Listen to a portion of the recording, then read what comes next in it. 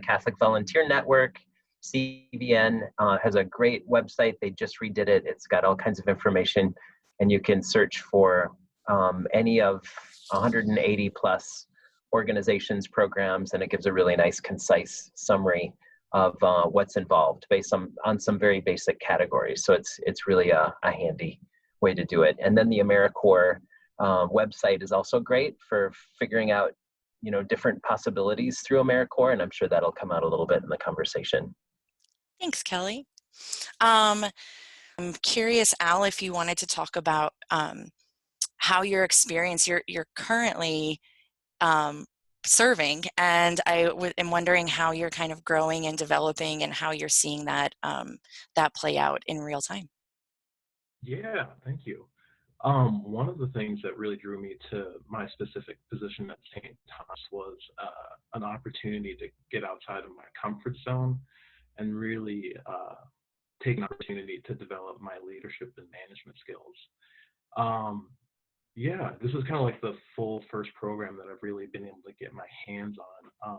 Previously, my leadership skills was just stuff like group projects, leading coworkers on small tasks and stuff. But yeah, it's definitely taught me a lot about what it means to be a good leader. It means being responsive to feedback, being able to provide guidance and support to those beneath you, being accountable for stuff that goes right, stuff that goes wrong. Yeah, and I think just like what I call it is the big picture management, like being able to make sure that the program is being steered towards your overall goals, while at the same time being able to manage the small day-to-day details that keeps the work moving. So it's been a really eye-opening experience, and it's still something I'm working on and continuing to develop, but it's been a great experience so far. Awesome. And Dana, I'm curious about the same question for you. How did you find that you grew and developed in your role? Yeah, so one thing about AmeriCorps, and I can only speak to AmeriCorps, not JVC or any of the other ones, is that you're supposed to have an experience that gives you insight to the populations that you're serving. So at Habitat, you're serving low-income families who otherwise can't afford to buy a home the traditional way. And so like the living allowance is very slim. I was on food stamps for my 2 years.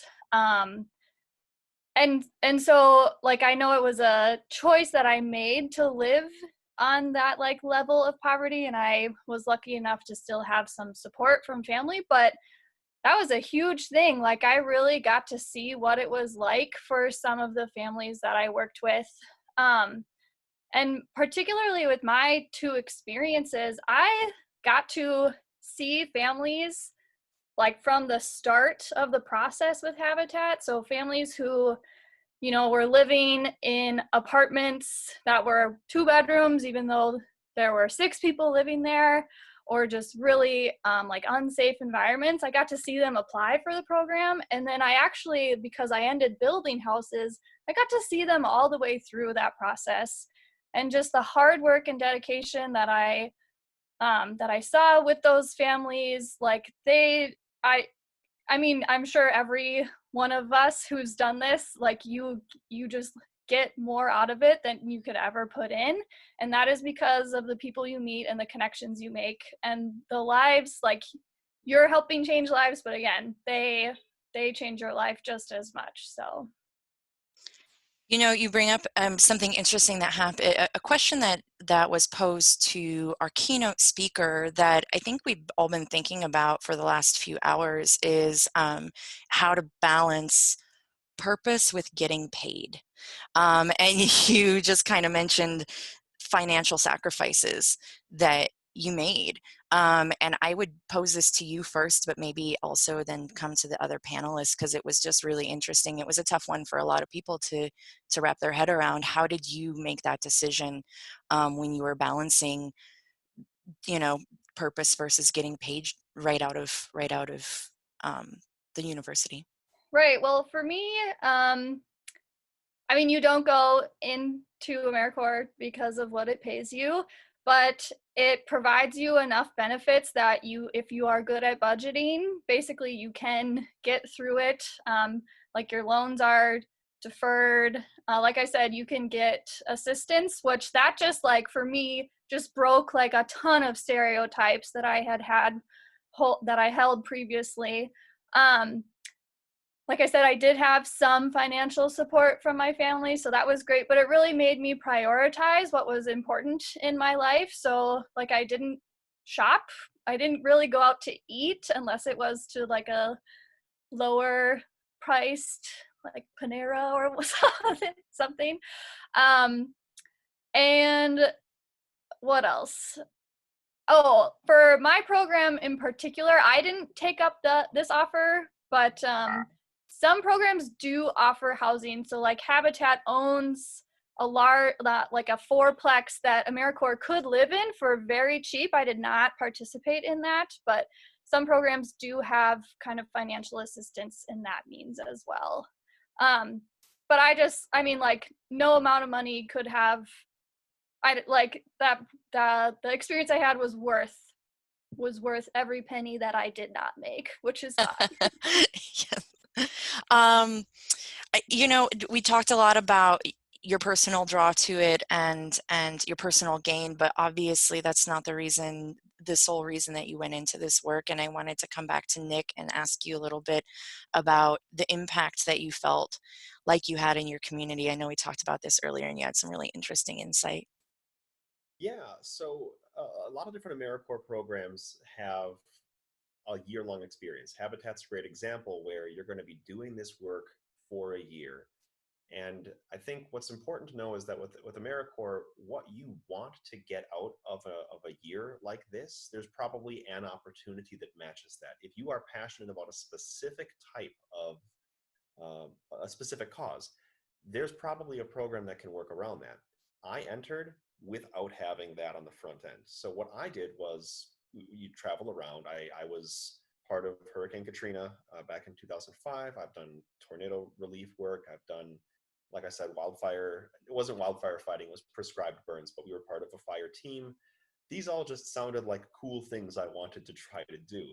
What ended up happening accidentally was while I'm in these communities, I learned about places that were not places that I was from or understood fully.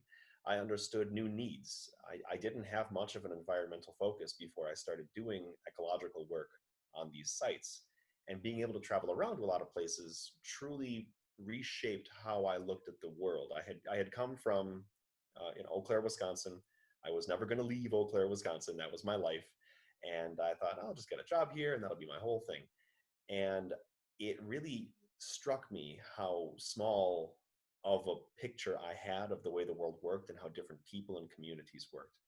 And it ended up reshaping a lot of what I think, how I interact with the world.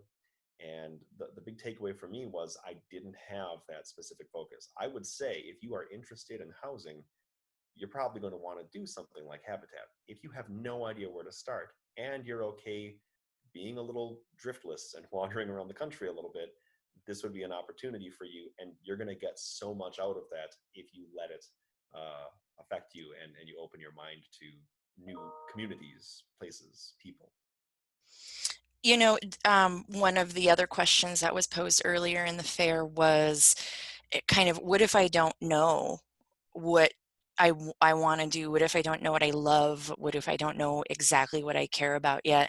And I'm just curious of the panelists, maybe by show of hands, or even if you wanted to talk about it a little bit, how many of you knew exactly what you wanted to do and where you wanted to go and what you wanted to get out of the experience when you signed up?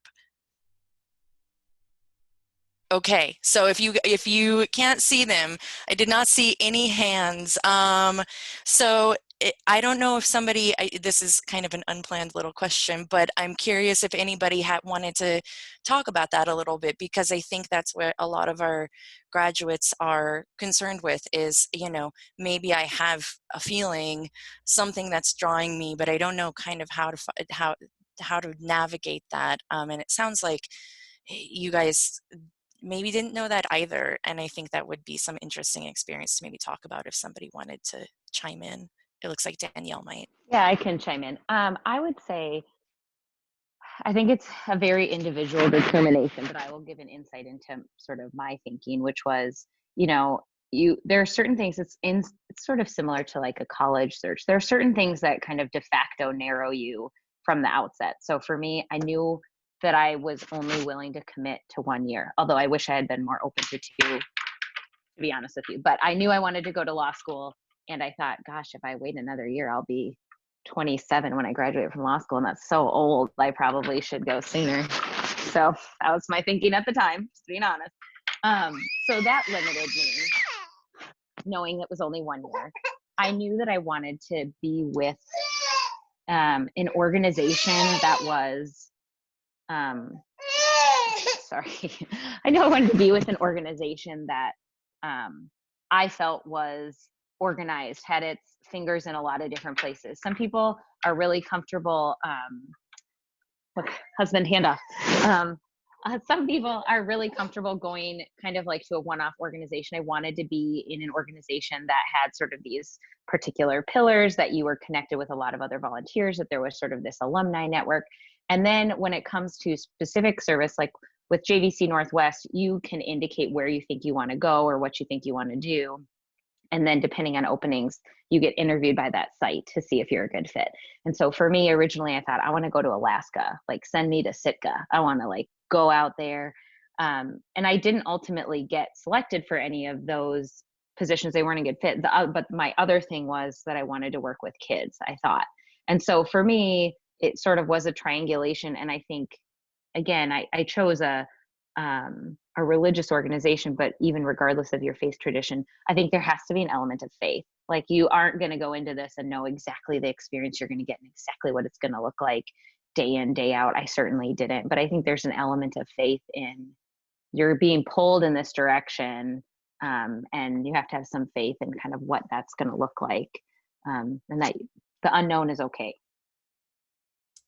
If you don't mind a follow-up, one of the things that we've talked about at the center is this idea of what it means to maybe be drawn to a faith-based organization and maybe not be somebody who practices that faith. And maybe that's not your experience, but I imagine that perhaps you had colleagues who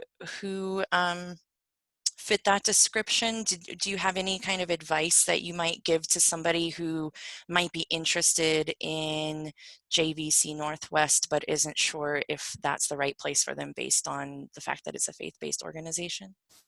Sure. I think you want to dig in a little bit on what that organization stands for and kind of what their focus is, and also what opportunities exist within it. So with JVC, certainly, for example, I taught at a Catholic grade school. I taught kindergarten. Religion was a component of it. It wasn't everything. A lot of people, I think, are drawn to JVC Northwest and other programs in the Northwest because there's an environmental focus for a lot of people. There's a focus on sustainability. There's a focus on that environmental activism. So I think looking, like, one thing I liked about JVC was it would show you what positions exist. So you could look and say, I think I want this one, but there are 20 others that I'm really open to. And so I think that can give you sort of a sense of the flavor of that organization.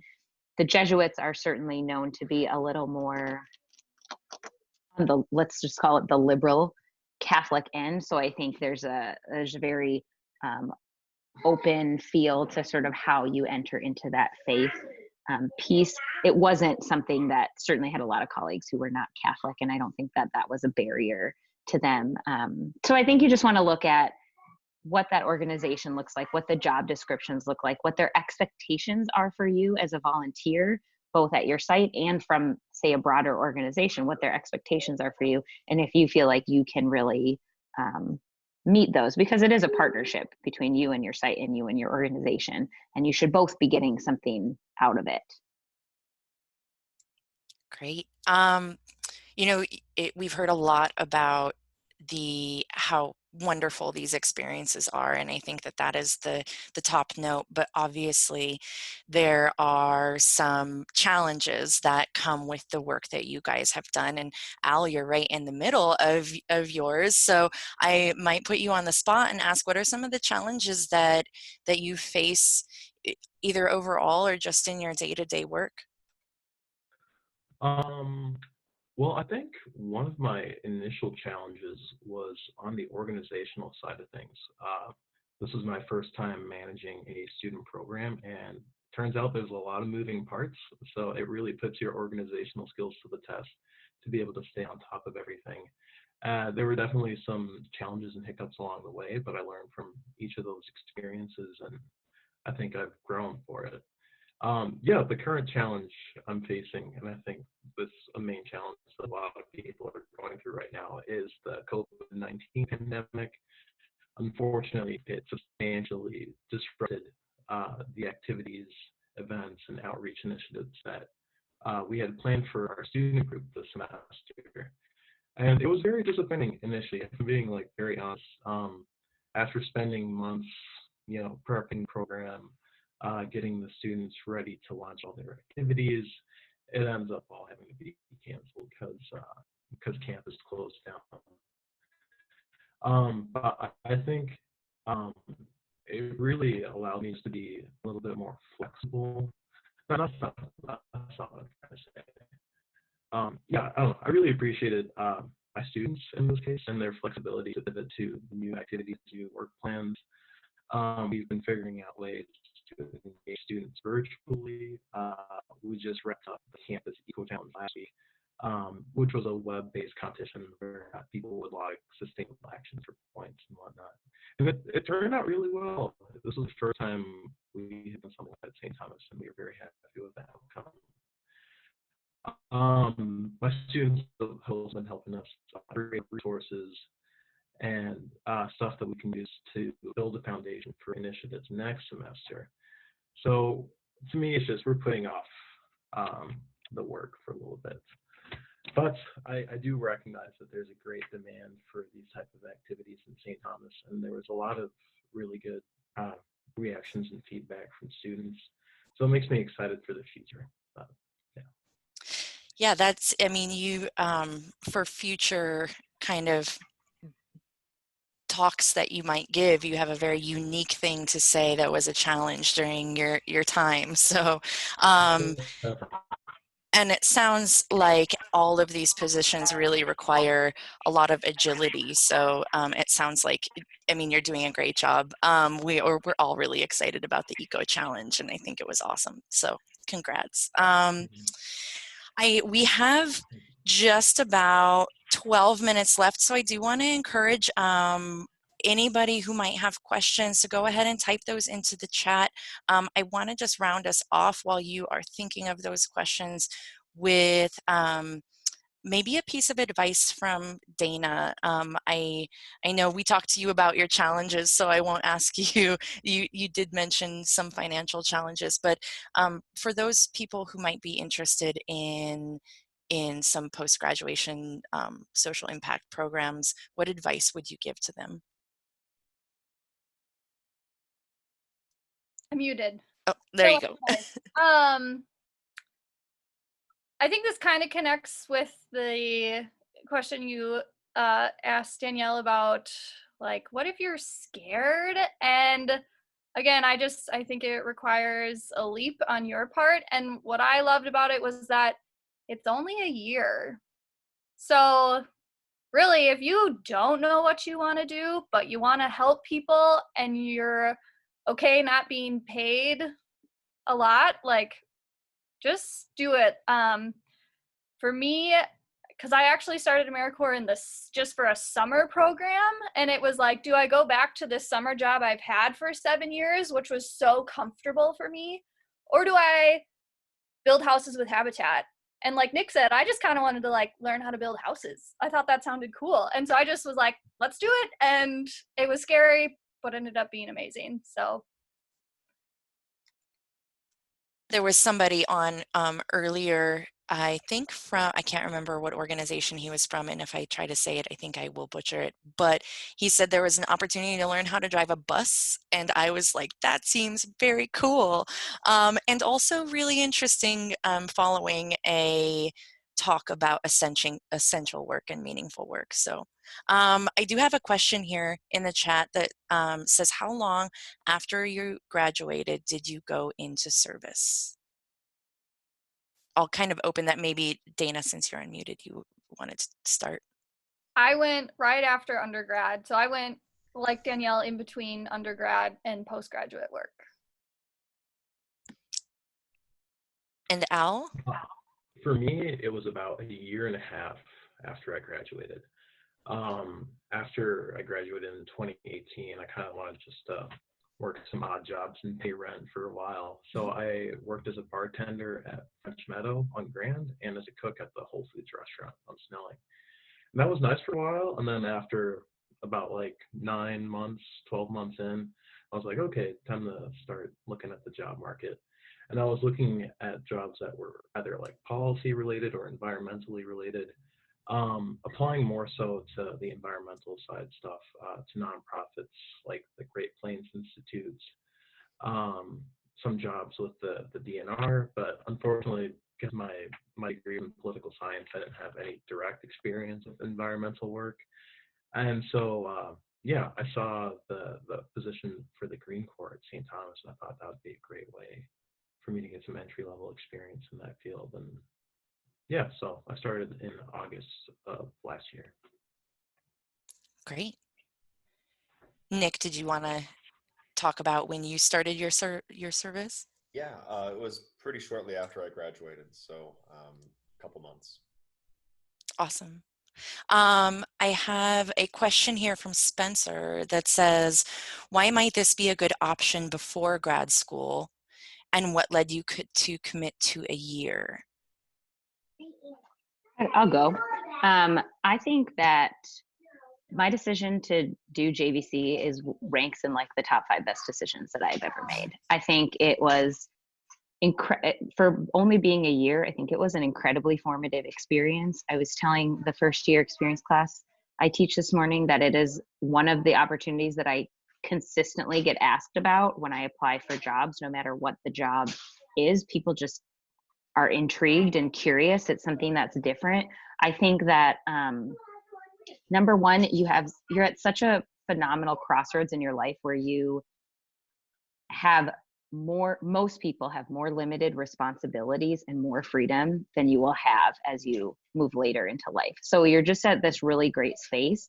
I think there is a lot to be learned that can't be quantified. So I don't think it needs to be something that is directly related to whatever job or field you think you want to go in. I remember thinking, I always kind of thought teaching would be cool. Maybe I'll try it out. I mean, it's such a phenomenal chance to get a job. If I had applied to a random school, I probably wouldn't have gotten hired, but there was a need and I could fill it and I could learn from it. So I think, I think it's good before grad school because I do think it gave me a much better perspective of the world, even if still limited. I feel like I came back to law school and I have a distinct memory early on of sitting in those chairs and thinking, what a phenomenal opportunity that my only job right now is to sit here and learn from smart people. Like I have seen other things, and what a gift that this is. And I saw it as a gift. I also think from a practical point, it gives your school brain a bit of a break. I think I got to the end of college and I was pretty fried, and it was excellent for me to step out of that space for a little while and come back to it with freshness and perspective. I committed to a year because my parents said, well, if you go for longer than that, you'll never go back to law school, which was false, but that's what they said. And so I committed to a year because I was afraid of what happens if it's more. I think I wish I had committed for a year, but with a little more openness to the world. By the time I started, I was already applying to law schools and already sort of moving down that path. I wish that I had entered into it with a little more openness and flexibility around, well, maybe I want to stay longer. I mean, I feel like I hit the end of a year and I thought, oh my gosh, if I could come back for another year, I have so much more to give because I have some comprehension of what a day looks like and how to move through it. So that would be my piece of advice, is to enter into it with flexibility every day, and just around how long you stick with it. But that's why I did it the way I did. I can also speak to this one. For me, I didn't know what I wanted to do after graduation, and but nonprofits was one of my interests, and so kind of like Al said, a great and like first step into the nonprofit world. And then for me, ironically enough, my first supervisor at Habitat came from career services at Ohio State, and so she and I talked a lot about like, what am I going to do after AmeriCorps? And one of my interests was returning to higher ed. So just that funny circle there. Thank you. We have about 5 minutes left, maybe time for one more question. If somebody wanted to unmute themselves or type a question into the chat, you are more than welcome to.